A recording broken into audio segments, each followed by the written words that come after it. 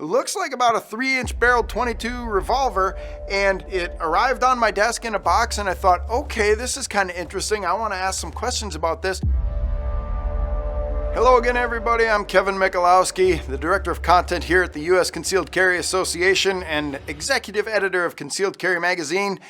And I'm here with a very special guest today, the CEO, and this is actually really cool. I don't get to talk to CEOs that often. So Brett Voorhees, thank you very much for being my special guest and taking some time out of your busy day to chat with us a little bit about some of the new offerings that Taurus has coming out here for 2021. But before we start talking about the guns, how is 2020? How are things going down there with Taurus and with all that happened in the past year? Are you guys keeping up? Yeah, well, first of all, thanks for having me on. It's certainly been a wild and crazy year. Obviously, with the pandemic going on, things have not been normal at all. But certainly it's been a great year in terms of the company, and it was my first year on board as the CEO of the company. So picked a great time to kind of take over the reins here and try to lead this company to some success. And, obviously the market right now is booming with demand, but the company was already performing very well and had a lot of demand building for the products before the pandemic kind of set. So I feel like the company was already moving in a great direction, but certainly we had a great year in 2020 as well. Yeah, it's been absolutely crazy with everything from ammo shortages to people buying up millions and millions of firearms and guns out there. Taurus is a company that I came to I guess kind of recently. I picked up my first Taurus product probably, 6 years ago, something like that. The PT-111, that G2, the Millennium pistol out there, and actually started carrying that as a backup gun while I was on duty. And it's just been a kind of a whirlwind for me. Get my hands on them, shooting them, looking at different things that were going on out there. You said you've only been with Taurus now for a year as the CEO. So are you from the gun industry? I mean, for me, the cancellation of the SHOT Show, this is going to be only the second SHOT Show I've missed. My father was sick during one of them. The only second SHOT Show I've missed in the past 22 years. So what's your background in firearms industry? Yeah, I've actually been in the industry for the past 14 years and various companies, originally from the Pacific Northwest. So I started out working for a company called Crimson Trace.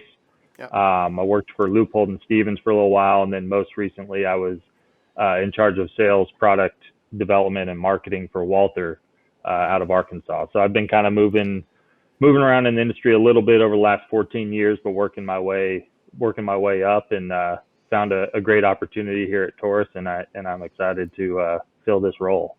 Oh, yeah, and it's one of the things I love about being in the firearms industry is that you start bumping into people and you just start seeing them over and over again, and every year SHOT Show is kind of like old home week, so I'm kind of missing it not being out there and getting my hands on stuff. So with that being said, I want to talk about immediately the first thing that is on my docket is this Heritage Barkeep 22. And I can get that up in front of the camera over here. It looks like about a 3-inch barreled 22 revolver, and it arrived on my desk in a box, and I thought, okay, this is kind of interesting. I want to ask some questions about this. How did Taurus decide that this Heritage Barkeep 22 is going to be one of the guns that you're pushing out for 2021? Well, whenever we go about developing a new product, we're always very close to what the consumers are telling us they want. And so the Heritage line for us, it's a high volume, single action 22 revolver product line, 22 Magnum. And we do it in several barrel lengths, traditionally 6-inch, 9-inch. And last year we actually came out with a 16-inch, which is a extremely long version of it. And they're all extremely popular. We sell quite a high volume of them. But just going back to like the history of the single action revolvers, we identified a kind of a cool old design that was really popular with folks back in the old days that would either run a retail shop or a bar. It was really popular for people who had the risk of being robbed. And so that's why we went with the name the Barkeep. traditionally this would be kept back behind the bar where the bartenders would stand. And so we have a couple different variations of the gun, 2-inch barrel, 3-inch barrel. And actually what we're calling a 2-inch barrel is a little bit longer than that because it goes back into the frame of the revolver, obviously. But really cool design and definitely something that has been really well received since we launched it earlier this January. A little bit different than our standard Heritage Rough Rider series, where you might have ejector tube mounted on the bottom of the barrel here. Obviously, with this barrel being so short, the ejector tube would have stuck out quite a bit. So we removed that altogether from the design. But the gun does come with an ejector rod that is separate from the gun, where you can use that to get the expended shells out from the loading gate there. Couple different options. Obviously, Heritage, we have a ton of options of grips and finishes and stuff like that. But really exciting opportunity where people can really customize this gun the way that they want it. And then on top of that, our 22 Magnum cylinders are interchangeable. So you have the ability to take the caliber up to a 22 Magnum as well with this. Yeah, I'm looking this thing over right now. I'm holding it in my hands, and the first thing I noticed was that it's a stout little gun. I mean, shooting 22 long rifle out of this thing is going to be absolutely no recoil. It's just going to be fun to shoot, and a great little, I would call it a plinking gun too. But when, I'm working for a concealed carry magazine, so I'm always talking about whether or not this is going to be a self-defense style pistol. And I pointed out to one of the other folks here in the studio before we started talking that growing up as a kid, my grandfather ran a tavern, and he kept the 22 auto behind the bar, and that was his gun just in case something bad happened at the tavern. And you guys naming this the Barkeep, and it looks like it's got some sort of color case hardening, on the frame, and then really nice bluing on the cylinder and the barrel. I'm kind of impressed with the way this thing is rolling out, and it looks like it'll be a fun gun to shoot, especially for people who are really into the single action. And putting a 22 mag cylinder in that thing, that's going to give it just a little bit of bark too, especially with that 2 or 3 inch barrel. I'm kind of liking this. So I'm going to say good call. Not that you need my input. You're the CEO. You've done your research. So, but I'm liking that one quite a little bit. And you said a couple of different grip styles. What can people get differently if they want on there? So it comes with a couple different options just straight out of the factory. We also have a pretty wide array of options available on the aftermarket as well. But so here's another option that is available off from the factory. This is kind of a gray pearled grip, and that's on a all blued model, as you can see. There's also going to be a polymer version that's just a flat polymer grip added onto it. And then there's all sorts of different wood and different colors of wood, dark wood, different laminates, stuff like that will be available as well. Yeah, and I think you're right that the aftermarket grip makers are going to jump on something like this and allow people to just turn this into anything that they want it to be. So, very cool. I'm looking forward to taking this one out and putting a few rounds down range. Like I said, it just appeared on my desk 2 or 3 days ago before we started getting going on filming. The next one up is one that we're talking about again, the TX22. Now this is one that it's brand new, and man, Dylan, what did you call this? Athletic or something like that? I mean, it's lightweight. What do we got? 17 ounces and a 22 auto that, to me, it looks like it would be a great little training pistol because I have this G3 that I carry with me sometimes, and this TX22. Tell me a little bit more about that. What brought you to this point in the market? What made you design this pistol? And what are you expecting from it when you get it out there? And is it available now, or are people ready to purchase this thing? Yeah, so the TX22, we actually originally came out with this gun a couple of years ago. And this was our, newer flagship model of 22 pistol that's designed in the U.S. by our engineers. It's made here in the U.S., so it's showing our focus on the U.S. market. It has everything you're looking for in a pistol where You have great ergonomics. You have a fantastic trigger that breaks cleanly, right around 4.5 pounds. You have a double stack magazine with a 16 round capacity, which is really innovative in a 22. Getting that double stack magazine doesn't always work really easily in a 22, so that took some engineering work. And then, you have a really lightweight aluminum slide that has a really nice anodized finish on it. Great accuracy and all of those type of things. But what we're introducing new on this gun for this year, and I'll pull up the one that I have. This is an optic ready version of that gun. So a little bit more sporty competition model of the gun. And this just came out. So we started shipping these a little over a week ago to get them available at the dealer level. And then we just launched it within a couple days ago. So That's actually the way a good that we looking did little sight on there. So. Yeah, thank you. So the way that we did the optic mount on this is really where the innovation comes. So normally you would see an optic mounted back here on the slide. We didn't go that route. Adding an optic to a lightweight slide like this would create a lot of functionality issues. But we also wanted to enhance the user's ability with this optic mount. So we mounted the optic plate directly to the barrel hood. And what that does is when the slide reciprocates, the optic stays in place. So if you're shooting fast on a speed steel, something like that, that dot's not going to move at all. It's just going to be the light slide reciprocating. You also have a 5-inch bull barrel that's threaded. So if you wanted to put a little compensator on there or something like that, you could. It's also extremely fun to shoot suppressed. But ultimately having that nice thick bull barrel adds a little bit of weight out on the gun. So it's a 22 anyway, so it's not going to have a lot of recoil, but it's just going to shoot extremely fast and flat. For what this is designed for, it's really a great option for the 22 competition shooters. Yeah, looking this thing over, I know that we wrote an original, we got a blog post out there probably from a little bit over a year ago reviewing the original model, the TX22. And now I love the idea that you put the sight on there and the sight stays stationary while the slide reciprocates underneath. I'm a big fan of not having sights move all over the place. You can't get away from it on iron sights and a reciprocating slide pistol, but that idea of mounting that optic up front and on that barrel hood there, good call again on that. I'm really liking that.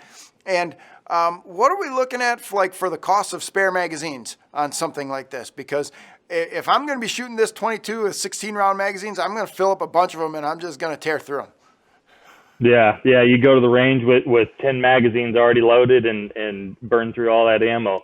Yeah, these magazines are relatively cheap in the grand scheme of things, and they're pretty widely available. So I think these are going to retail for under $30, and it kind of depends on the dealer that you go to.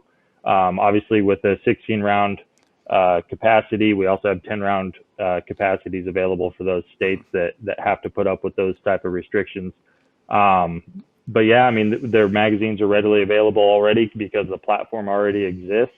And we'll also be selling the slide assembly separate. So if somebody already has a TX22, they can also just buy the additional slide and have the ability to mount the optic on top without having to buy a new gun. Wow, that sounds great. That makes it a whole lot more user friendly and really helping folks who are out in the marketplace out there. So no, I'm very impressed with the TX22. You're right, ergonomics are great. I've shot this gun just a little bit. I truly enjoy it. And again, when people are out there looking around for a pistol that, either 22 competition or plinking, or actually, like I said before, the size and profile looks very close to my G3, and I'm going to kind of lead us into a little bit of discussion about that as we go there. But I would not be amiss to using the TX22 as a training platform for me to get some more trigger time on that. I don't know if you guys call them full-size or mid-size guns, but they fit my hand really nicely, and I really like them. So, sure. And that'll just guide us right into the G3. And this is my own personal gun, and I don't know why I feel the need to tell folks that, when I pull out either a G2 or a G3, they'd be like, hey, you're a gun writer. Did they send you that? And I'm like, no, I bought that gun. I really liked it. I like the way it works. I like the way it feels.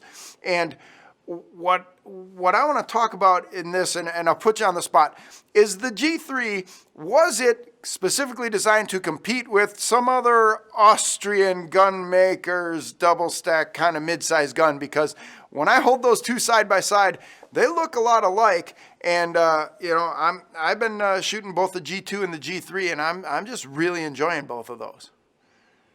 Well, I think the particular brand of pistols that you're referring to, I think if you sell a defensive polymer frame gun, you're competing with them regardless. So yeah, I guess we're going after the same space there in a way. But Taurus is a brand. What we stand for, we want to build high quality, reliable, feature packed defensive pistols that anybody can afford.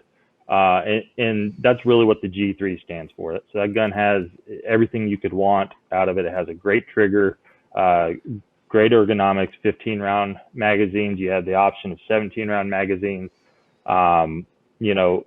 Just a fantastic, reliable, do everything gun for, right around $300, depending on your dealer. And then we're always evolving that into other models. So we came out with the G3 Compact and the G3C. Over the last year, it's been another home run for us. That's a little bit smaller version of it, a little more concealed carry friendly, but it's a family, and we'll continue to grow that line because it represents everything that Taurus wants to do and wants to offer the market.